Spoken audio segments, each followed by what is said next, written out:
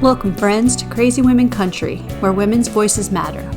We bring you the greatest female voices in the music industry, from the artists, songwriters, and producers, to managers and executives, and all the women who make the music industry what it is today. Thank you for joining us.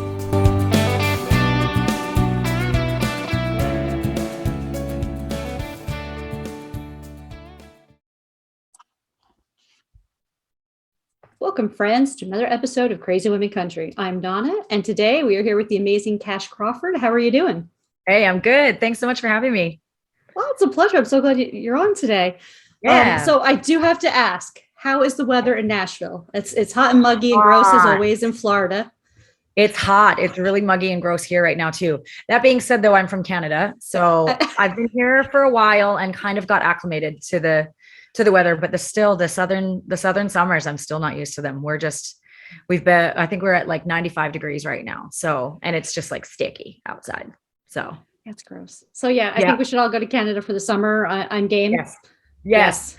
The beautiful thing about where I'm from is like it's like 25 degrees to 28 degrees Celsius during the day. So that's like, I would say like 75 to 80. And then it cools down at night. So you can still wear your shorts, but you can throw on a sweater, which is really nice. And like open your windows and have the fresh air come in, and it's nice and cool. And then, starting like 9 o'clock in the morning, it's warm again. So I miss that a lot because it just does not cool down at night here, which is something that I'm not quite used to yet, but we'll figure that out eventually. Yes. And if you come visit Florida, it's the same. It's usually though, depending on what part. I mean, I'm in the Southwest and we're like, I swear it's like 80, 90 in the day, and then it'll be like 80, 90 at night. And I'm like, okay, whatever. So we try to leave for the summer, but it doesn't always happen. That's fair. I made the mistake of going down in the summertime just at the beginning of summer to Miami for the first time ever. And I was like, whoa, this is hot. I thought it was hot here. It's hot there. Oh my goodness. Absolutely. So, I don't recommend coming to Florida this summer. No, but unless you plan on living in the water. I was sitting by the ocean the whole time. So I wasn't entirely mad about that. And I got to spend some time in South Beach, which is really fun. So I had a good time. It was just really warm. Wonderful. Yeah. All right. So we'll start off with a really difficult question. Okay. I'm ready. Who is Cash Crawford? Ooh, that is a difficult question. I don't know. I think I'm just a regular human who just happens to, be able to sing songs and want to share my experiences with the world, and hopefully have people, learn from the journeys that I've been on and not have to go through some of the stuff that I've had to go through. I feel like my whole thing is with music is if I can use it and share it so that it heals somebody or helps somebody with their personal experiences and encourages them to be a better version of themselves, then I think I would consider myself successful. I think that's kind of the basis of who I want to be as an artist, is helping people learn how to change their own lives for the better and become the best versions of themselves. I think that's beautiful. Yeah. Thank you. Yeah, absolutely. Yeah. Absolutely. Yeah. And you've been in the music for quite a while. And I say that because you did tour in Canada and things like that. You want to tell our audience a little bit about that? Yeah. I mean, I did a few festival tours, mostly around British Columbia, a little bit into Alberta, which is like above Seattle. British Columbia is above Seattle. Alberta is above Montana. So kind of just on the west side of the country. Just a little bit of touring here and there when I first was getting my feet wet in like 2014, 13 and 14. That's kind of really when I started getting into the country scene. Other than that, I've been singing since I was a child. I think I started when I was 2, professionally actually writing my first songs and stuff when I was like 11, but professionally actually making money at it as a career, I think I was like 17 or 18. So I've been doing it for a long time. I think it's kind of one of those things that is, just in my bones. And I've been singing to anybody that will listen since I was in diapers. So I don't think it was never, ever really like a working on something or like wanting to become something. I think it's just more like growing into all what I already was, if that makes any sense. I think It's always been in me, and it's kind of been like learning to just let it be who I am and it's very much a part of my identity. So yeah. Well, that is wonderful. And now you just had a recent release out. We were talking about that a little bit. So tell everyone about Save Myself. Where did the idea come from? Well, Save Myself is something that I'm actually really, really proud of. I've been doing a lot of different kinds of music and kind of exploring for a long time as to like really trying to find my voice. And I think with COVID, for one of those things, you know, that lockdown looked meek and, or, you know, grim and all of that kind of stuff, and was really hard for a lot of us to go through. There was silver lining in it. I think there has been for everybody if you really choose to see it. And I went through some really tough stuff. I went through a heartbreak. I was living with my parents and kind of reconnected with somebody that I knew back in my hometown, ended up dating for a very short amount of time, but sometimes time is irrelevant and you can fall for somebody just as quickly in 2 weeks as you can in 2 years. And it was one of those things where I just was not in a good place and shouldn't have been dating, but kind of was looking for an escape to where I was at the time, because I was unable to do music. I'm, you know, in the back half I'm 40 years old, living in my parents' basement, trying to figure out what the heck I'm going to do, because there's no end in sight to this lockdown. And I'm just like, anyways, end up reconnecting with this person. And we kind of started dating. It was very, very short. I fell really hard. He was a person that I've known for a really long time. And it went sideways really fast. And instead of playing the victim and being super heartbroken, which I was, and I allowed myself space to feel those things and do the healing and do the work. But I also think that it's really important that now that I've gone through it, I recognize that I was putting a lot of pressure on him to be my happiness instead of trying to find that within myself. And I was using him as an escape. And also, I was really doing my best to try and understand where I had messed up and the patterns that I had repeated so that I can grow and learn and do better. Right. Like that's what I think about. When we make mistakes, it's our responsibility I think mistakes are a beautiful thing because we can learn from them. Right. And so taking those mistakes that I made in that relationship, fixing the areas that I need to fix where it's constant work, but still acknowledging that like a lot of it was my responsibility and I can do better. And trying to carry those things into whenever I get into, you know, a relationship down the road. So really just kind of putting some of those things down on paper. Sorry, I have a cat playing right now. You can hear that noise over there. It's all good. And then just wanting to write with I was able to be connected with some really cool guys that gave me a really safe space to have conversations like this.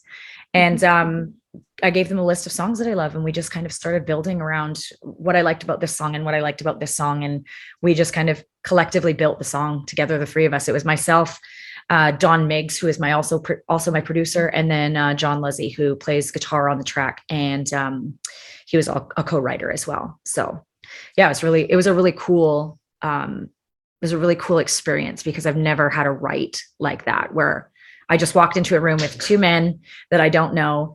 And, you know, in that industry, there's always like some hesitation in this industry because especially being a woman. But they just gave me a really cool safe space and just have, you know, kind of just taken me under their wing. They kind of feel like big brothers now, which is really, really cool. So I'm really lucky to have them involved in this project. Oh, that is so awesome. It's so great when you can just walk into like, and then like you say, and it's something when you walk into the room, or we've been doing a lot of virtual co-writes because that's something that I was starting to do there for a while. Yeah. And doing it just that, it's just when you go to all new people, it's a new experience. It's like, and I hate to say it, it's kind of, and I say this in kind of like dating, you know, because you're not going to always get along with people, but if you can make something work, you know, and get past whatever, sometimes it can be beautiful. Other times it just won't work, and it is what it is. And you just, you know, you have to break those ties, but it's everything is different like that. Yeah. Yeah. I think lucky for us, we just got into the studio together and magic happened. And you're very right in the fact that, I mean, I've written with tons of different people and sometimes it just doesn't work. You just don't vibe. And it is exactly the same as dating. Or moving to a new city. Sometimes it doesn't feel right, you know, and that's okay. There's absolutely nothing wrong with that. And it's okay to be like, you know what, maybe we just don't vibe in this way. And that's 100% okay. But in my experience with these guys, we did nothing but vibe, and it was just magical. And I'm so glad, because it's a beautiful song. Happy. Thank you. Yeah, we're going to be working together on some other tracks too. So I'm looking forward to that a lot. I'm definitely excited. Yeah. So tell me, Now I know Stevie Nicks is one of your idols. Okay. Yes. So after Stevie Nicks, who are some of the other women that inspire you in music? Oh, And in women. general? I mean, I could go on for days. I mean, I grew up listening and emulating like Mariah Carey, Whitney Houston, Lauryn Hill. Those are the three that I constantly was trying to just follow their vocal runs and sing like them. I mean, Alanis Morissette was a huge influence of, on the rock side of things when I was a younger girl. And I love Alicia Keys. And one artist that I absolutely love and I'm just floored at how young she is, because she's just, as far as I'm concerned, she's more my age here, but she goes by Her. Yeah. I think she's 24, 25. And like the way she writes, the way she sings, the things that come out of her mouth, her lyrics, I'm just like, and then recently I've discovered Yeba. She just opened for John Mayer, and she's a vocal talent from Memphis. And my goodness, sure, her voice will just blow your mind. So those are definitely like the girls that I'm into right now too, like listening to it. Oh, Len and Stella as well. I love Len and Stella.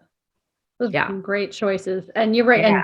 And it's funny because when you say that about her, amazing. Yes, because some people are just, I think naturally, I'm going to call them old souls, if you will, and they just have. There's some things that it's like they're so wise beyond their years, no matter what. Yeah. And I've met a couple other young ladies like that. The 17-year-old that I met recently, and I was like, she is just so wise beyond her years. Like, I mean, she's still a child. She still does the, like the young things, if you will. But yeah, it's amazing.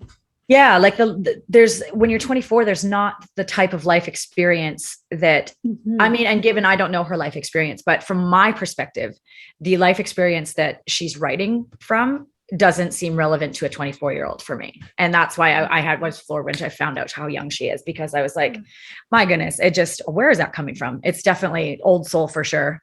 Absolutely. I love that about her. Oh, wonderful. Would you like to do our 20 crazy questions now? I would love to. This sounds intriguing. I'm in. What? Okay. Go. There's no right or wrong answers. And I promise we will not get arrested yet. Okay. Hopefully not. I can't get arrested in the United States. They might not let me back. Okay. We won't let you get arrested in the United States. Okay. Got it. Okay. Just make sure you'll bail me out if we get arrested in Canada. Okay. Sounds good. Oh, tell us, what is your dance like nobody's watching song? The song that you absolutely have to dance to. Oh man, I would say anything Britney Spears. Anything Britney Spears, I am shaking things in ways they shouldn't be shaken. Yeah, I think Britney Spears, I mean, all the stuff that I like used to listen to in high school, Christina Aguilera, NSYNC, all of that kind of stuff. I'm just like bopping around my house and having a great time. Usually I kind of dance like nobody's watching anyways. I don't really care, but definitely comes out for sure. Like uncontrollably comes out when I'm listening to Britney Spears for sure. Yeah. Oh, wonderful. So would that also be your perfect workout songs too? Yep. I would definitely work out to Brit. I mean, how can you not? She just like, like primetime Britney Spears, like when I was in high school and coming out of high school, early college years, that's when she was in her heyday too. And so all of that kind of stuff, she just looks all like fit and ridiculous. And holding those images in your mind while you're running on the treadmill, kind of makes it's good motivation, I think. I like that motivation. Yeah. So tell us, what are the top 2 concerts you've ever been to? Oh, easy. Garth Brooks, Fleetwood Mac. Yeah. Garth Brooks, I went when I was in 7th grade, and it was the first concert I ever went to. And he ran across the stage, this big giant stage. He ran and none of us knew what he was going to do. And he just ran and he jumped and then he clipped himself into something and they just flew him out kind of like bungee ballet style.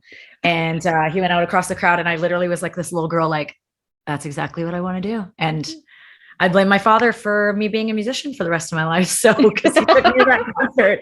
So, and then Fleetwood Mac was just, Stevie Nicks, like we talked about, just one of my people. And just, I grew up listening to them. I was in diapers listening to the Rumors record. So, which my parents loved them so much too. So that was just nothing but nostalgia for me. And I'm pretty sure I cried the entire time.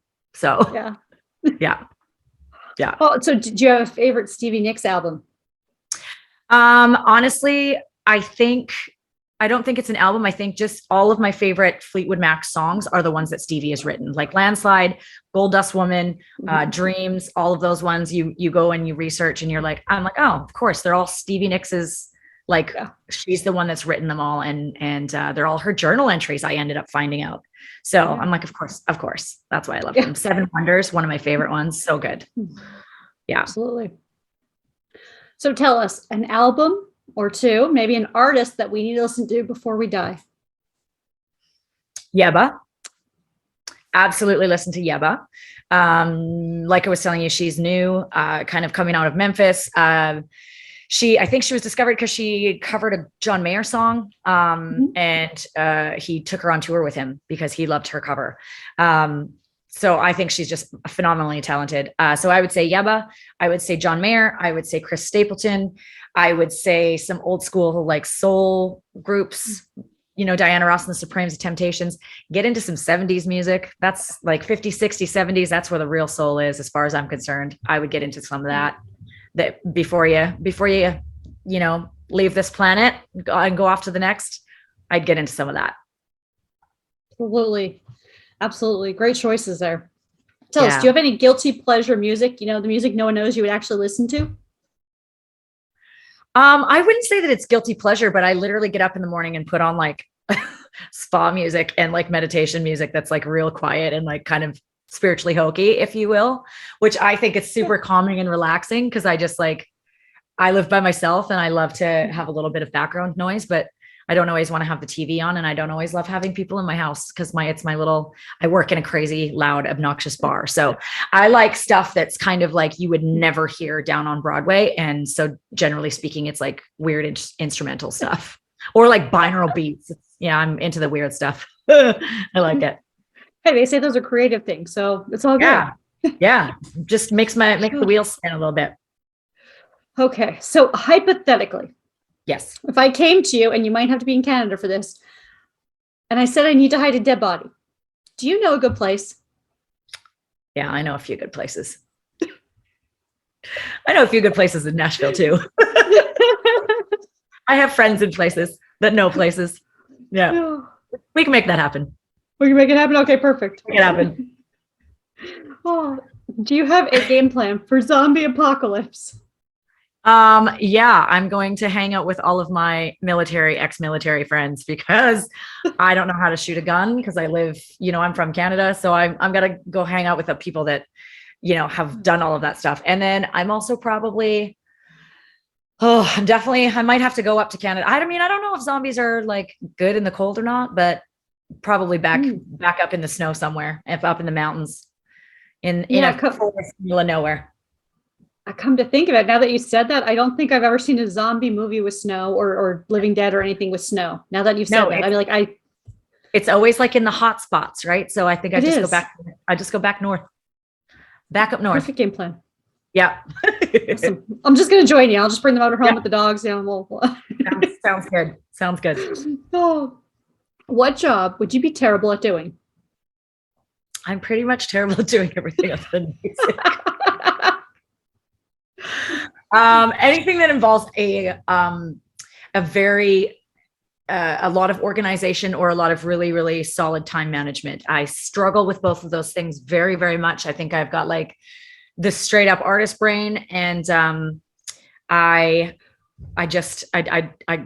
just wouldn't be able to get it together well enough. I'm a hairdresser by trade, and I actually am not very good at that either. I do my own hair and I do my hair for family, but I'm like a germaphobe. So like, why would I go into a job where I have to touch people constantly? I don't know what I was thinking, but yeah, those are the three for sure. Oh, well, if you won the lottery, what's the first thing you would do? I would take good care of my parents. They have given when they didn't have anything to give, and they have looked after me and my siblings. I've been able to return home, multiple times whenever I've needed to. And my dad would just give you the shirt off his back. So I would pay off their house. I would buy them a few toys. I'd get my dad his dream car. And then I would put all of it into music and building my career and, just being able to do some of the things that I love, traveling. And honestly, I'm not one of those people that requires a lot. And I don't really I love fancy things, and I love pretty things, but I would much rather see people happy. So if it's a matter of me buying a big mansion or taking my family on vacation, I take my family on vacation. So doing something like that. Absolutely. Yeah. Tell us, what's the last thing you read? Right now, I'm actually currently reading a good book. It's called The Power of Now. It's by Eckhart Tolle, and it's all about being present in the moment and understanding like the power of that, and just not having to think about the future all the time and worry about the past, and just kind of being right where you are right at this point in time. So it's kind of changing my perspective on a few things and teaching me to worry less. So yeah. I might have to check that one out. I Yeah, remember reading when you said about worrying less, Dale Carnegie's hold on, I lost the name of the book. Yeah, I'll think of the book later. But it was really good because it's from a CEO perspective. Although when you read it from the time period he wrote it, you kind of get, as a woman, I'm kind of like, it's all about men and men's. I'm like, like I just want to rewrite this book, and but it's otherwise it's good. It has a good lesson in it. Yeah. There's another one I really like too. It's called Light is the New Dark. No, Light is the New Black. Something like that. And it's by Rebecca Campbell. And it's about learning to follow the things that bring you joy, even if they're just the smallest thing. Like, for example, she uses in the book that she loves fresh flowers in her house. And so that's one of the things that she just decided to join this subscription group where she gets flowers delivered to her house a couple of times a month. And like, it just makes her really happy. Right. And so because she's done one thing for herself that makes her happy, it's led her to find other things and has brought her to this whole new journey in her life where she is a full-time author now. And, she used to be in like a corporate social media setting, and she absolutely was like, didn't love it, didn't enjoy it at all. So learning to follow the little breadcrumbs of joy and how it can open up doors for you in other aspects of life. So that's a really cool book too. I will check that out. And the Dale Carnegie book is How to Stop Worrying and Start Living. It really was that simple. Yeah. It's so true though. It is. And as I said, it's like when you read some of these books, it's like those lessons are just like, maybe I should just absorb and really start trying to practice some of those, because it just makes you the better person, if you will. Yeah. And it's funny how you don't really like connect the dots until it's right in your face. And then you're like, the whole time. Yeah. Absolutely. So do you prefer boots or heels? Bare feet. I love it. I honestly like barely ever wear shoes. I hate shoes. I'm in flip-flops, or I'm in tennis shoes for most of the I'm going to be the girl that when I'm on big festival stages, I'm going to be in my bare feet. I actually have a song called Barefoot in the Backyard that I wrote years and years ago, but I'm literally always in my bare feet. It's just how I prefer to be. Yeah, that's how I am most of the time here, because I'm in Florida, because there's I hardly ever wear shoes unless I have to go outside. Then yeah. Don't get me wrong. I love shoes. I have a nice little collection. I just never really wear them. So. Oh, so who would play you in a movie about your life? That's a really good question. Are we talking looks or are we talking acting chops? Because who would you want to play you? It doesn't matter. Looks, whatever. I mean, they can do the looks as much as they want. I mean, they can dye the hair and all that good stuff. So. So who do you think would be awesome? She's way younger than me, but I just really think that she's such a talented little actor. And it's Millie Bobby Brown. So from Stranger Things, I think that she's just grown into this great, she's just got this great acting talent and these chops that, like, again, old soul. How does she act like that for somebody that's such a young age? Looks wise though, I get compared to, I guess it just depends on what I'm wearing or how I've done my makeup that day, but it's Jennifer Love Hewitt, Kate Beckinsale, and Megan Fox, depending on the day. So maybe one of those three, if any of them are interested, that would be also, I would be like, oh, wow. So I think that would be, any one of those four, I'm into it. Okay. We'll get it in the works. Set it up tomorrow. Okay. So I'm pretty sure it's the same name in Canada as it is everywhere. Well, not everywhere else in the US. In the UK, it's a different name. But where's Waldo? Where's Waldo? Yes. Like where is he? Like, are you asking me where I could find him? I'm asking where can you find Waldo? No idea. I know he blends in some places with little white and red stripes, but you have no idea. I've done those books. Like, I only ever had them when I was like, to play with when I was like sitting in the dentist office and stuff. So he's probably sitting in my dentist office still. Like when I was a child. Dentist office. He's probably still in the dentist office from when I was a kid. Well, so tell us, what's the best thing since sliced bread? The best thing since sliced bread, rosé, wine. Yeah. Nice. Or red wine or white wine, just wine in general. Just wine in general. It's definitely the best thing since sliced bread. So I know what to bring you for a housewarming gift when I come to visit. Yes, ma'am. Please do. Oh, so would you rather cook? Both of them? I said both visit and bring one. Yep. Yeah. Oh, so okay. Sorry, Lucy's running everyone. So would you rather cook or order in?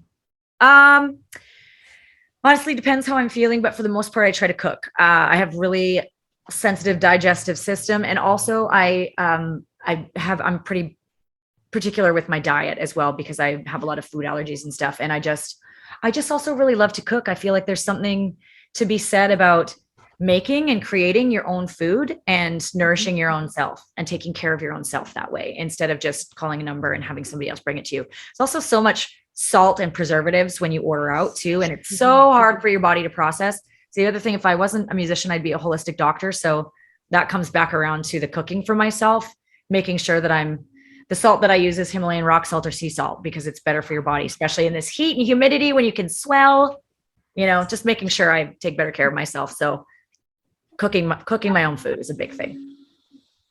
Perfect. Do you have like a favorite meal that you like to make for yourself? I kind of go through phases. Right now I'm like super into Mediterranean stuff and I'm like on this big watermelon and pineapple kick. I'm literally eating like two giant watermelons like a week. I'm just going through it like crazy. Like it's my go-to, which I have a hard time drinking enough water. So I feel like that's kind of my saving grace because it's like what, 85% water. So definitely Mediterranean style is my jam right now, and watermelon on the side. Yeah. And who doesn't love watermelon? I'm sure there's someone, but yeah. How can you not love it? It's so good. Right? Yep. Oh, so tell me, in your opinion, what's the worst pizza topping? Pineapple. It doesn't belong on pizza. I'm glad you said that actually though, because that was going to be my question no matter what other topping you had said. Because there's been a huge debate, yay or nay, and it's a really hard yes or no mostly. I love pineapple grilled. I think it's really good, but I can't. Pineapple and tomato sauce for me just doesn't fit. I can't. Some people love cilantro, some people don't. Some people love pineapple on pizza, some people don't. I'm one of the ones that don't. So give me some cilantro, but don't put pineapple on my pizza. Okay, we'll remember that. What do you wish would magically clean itself? The house, the car? My bathroom. Cats. My bathroom. Oh, the litter box for sure. Yeah. That's hands above the bathroom. I wish the litter box would clean itself. I know there are ones that out there, but that do that. But I feel like as somebody who's a bit of a germaphobe and kind of a neat freak, I would be like, well, it didn't do a good enough job. So yeah, if the litter box could clean itself the way I clean it, then I'd be very happy. Okay, we'll work on that. Yeah. There is the self-cleaning litter box I saw the other day. It was like $400 and some, and I'm like, no. Yeah, I feel like I just want to train them to use the toilet so they can just sort it out themselves. But so far, my boy has not figured that out yet. We tried it once, and he just was like, I don't get it. So we haven't gone back. But maybe in a situation where I have two bathrooms, I might try again. Yeah. Well, yeah. Let me know if I'd like to be on those videos. Just even video call me, and because that's just funny. I love that. I'll throw it on my Instagram stories and be like, "He failed again," or have a giant party for him when he finally figures it out. But yeah, he did great. But she's also a female, and she runs the roost around here, so I feel like she'd get it no matter what. But he just couldn't figure it out at all. Oh. So tell me something on your bucket list. Something on my bucket list. I would say traveling. I definitely want to go to Italy and to Scotland. My family, like obviously way back, generations back, where I got Scottish descent I come from Scottish descent, and I'd love to go see parts of the country that my ancestral background is from. I also would love to meet a few celebrities. Some have already passed, so I probably won't get the chance in this lifetime. And then, bucket list. I'd love to play some big, giant stadium shows. some big ones, and then also cover myself in tattoos. So there's a few. Yeah, well, there's a few going. Well, yeah. Still working on the tattoo thing. Yeah. Any in the future coming up that you're like, okay, I'm gonna get this one next? Do you have something in mind, or? Yeah, I have I'm pretty much mapped out at this point as to what I want. I think the next big one that I want is a phoenix, and it's either going to go on my back or it's going to go down my side here. I just haven't figured out the placement yet, but I think my phoenix is going to be next for sure. Oh, awesome. Yeah. So if you could be any person, like Dolly Parton or Stevie Nicks, or a position like a CEO or a doctor or president, who or what would you want to be for the day, and why? Prince, because he's legendary and he comes in this tiny little package.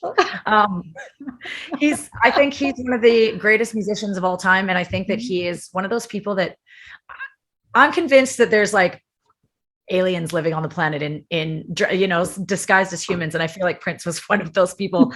He just he warned us about the internet and like the addiction that we can get to things like social media before social media was even a thing. Like, how would he have known that? He just, he played all of his own instruments. He wrote songs for everybody. I feel like he just was this wildly enlightened soul that nobody gave. I think he was just so far ahead of his time that, we just kind of couldn't wrap our brains around him. And I think I would love to just spend a day inside his head and kind of figure out what made him tick. I find him fascinating. Stevie Nicks as well. Yeah. Beautiful choices. So do you have any words of wisdom or just your current words of wisdom that you live by? I would say for me right now, the things that I'm kind of focusing on are always striving to be the best version of myself in whatever capacity that looks like. Sometimes it's listening to my body and taking an extra day of rest. Sometimes it's making sure I get my butt to therapy. Sometimes it's leaving my house a little bit of a mess if I don't have the time for it, and understanding that I can get to it later and it's okay to be left there for a minute. Just understanding too that like people can only love you as much as they love themselves. And I want to say that one more time. People can only love you as much as they love themselves. So understanding that if somebody is judging me or speaking ill of me, that has nothing to do with me. That has everything to do with how much they love them. And, just getting that, like, sometimes the way that people treat you and the way that people act towards you really has nothing to do with what you're going through or what you've done to them. It's a reflection on the things that they're dealing with. So just kind of letting people be who they are. And also understanding and accepting that it's not my responsibility to change that either. It's their responsibility. So learning those things has kind of set me free a little bit.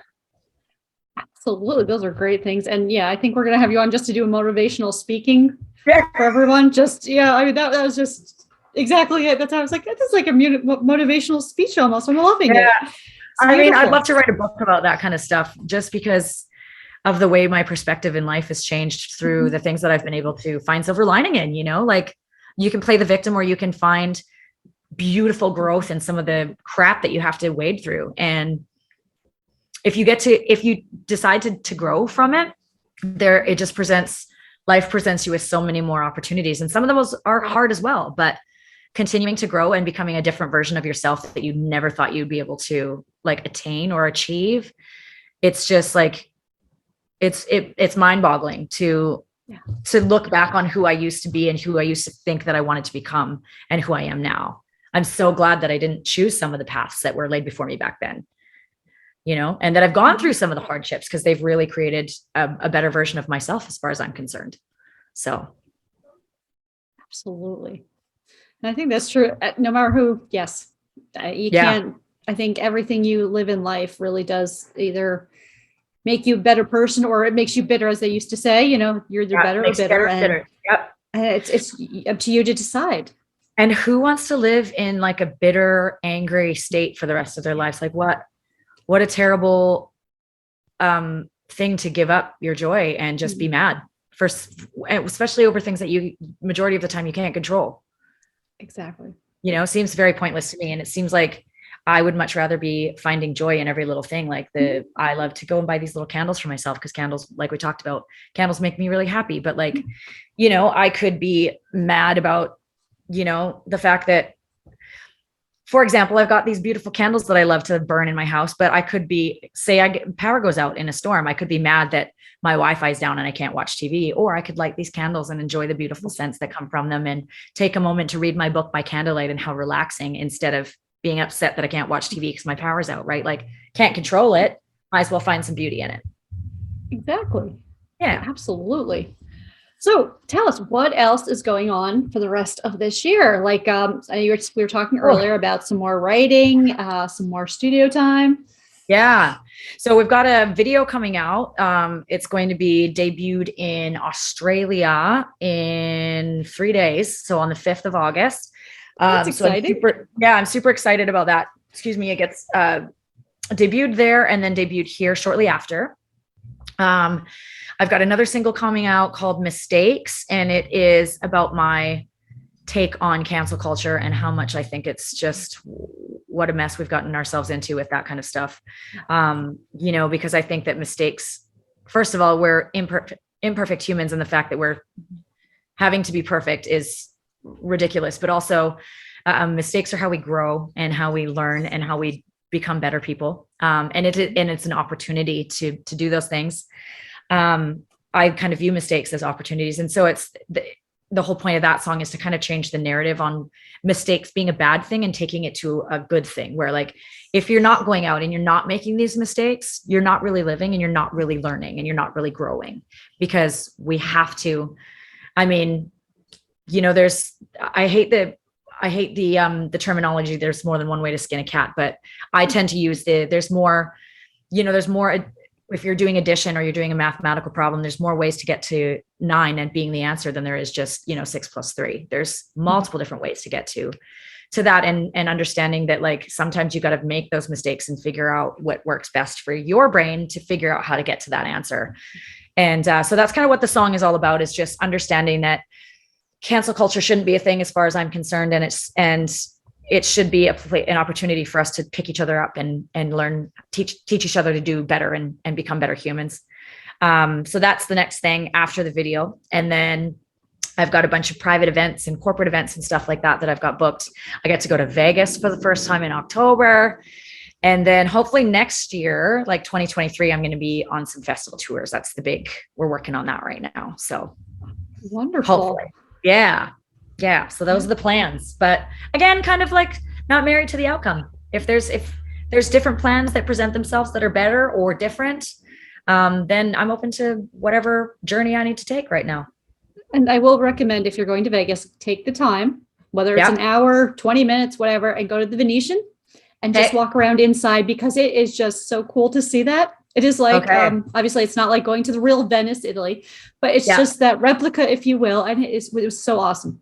We were there a couple of years ago, and it was one of the highlights.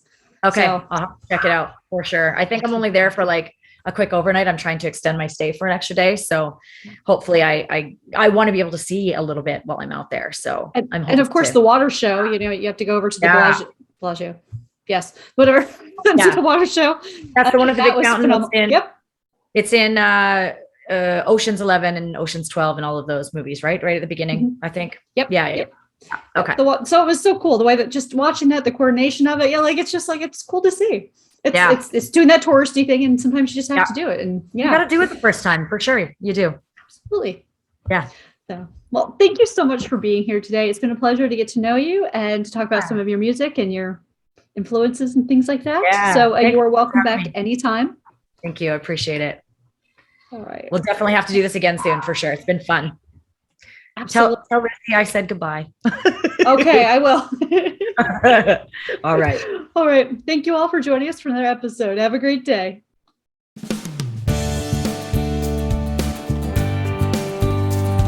If you enjoyed today's episode of Crazy Women Country, don't forget to give us a thumbs up. Be sure to click the subscribe button for new interviews weekly. And thank you, friends, for joining us today on Crazy Women Country, where women's voices matter.